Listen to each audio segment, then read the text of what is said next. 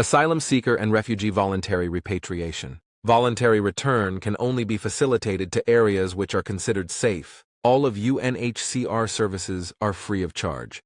What is voluntary repatriation? Voluntary repatriation is the return of any refugee and asylum seeker to their country of origin based on a free and informed choice. UNHCR facilitates voluntary repatriation for refugees and asylum seekers in South Africa to go home in safety and dignity. How is the voluntary repatriation processing? You can contact the UNHCR toll-free Refugee Helpline and express your wish to return to your country of origin.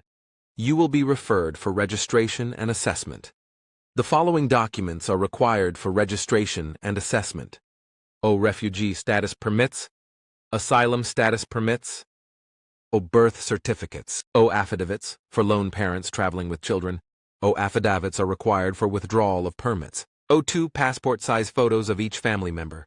Contact number and address of family member willing and able to receive returning refugees and asylum seekers in the country of origin who is eligible for voluntary repatriation from South Africa. UNHCR is currently only able to facilitate voluntary repatriation for applicants holding documentation issued by the Department of Home Affairs, Section 22 and Section 24 only, as some form of documentation is required to apply for travel documents. What are the African countries where it is currently safe to repatriate? UNHCR is currently facilitating departures to most countries on the continent, with some restrictions to volatile areas in eastern DRC, no returns to Kivus, Tanganyika, Ituri.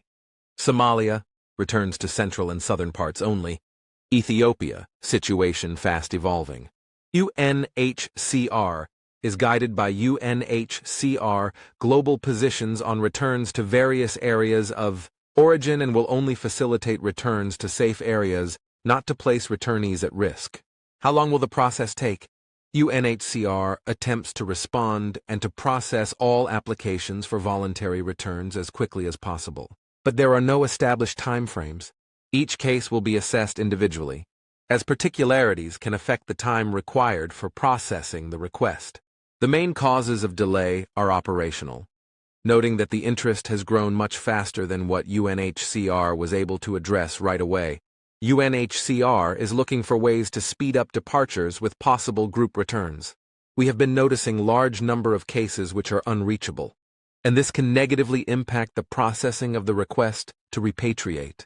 If you change your contact details or have an alternative number, please urgently inform UNHCR through the toll-free helpline.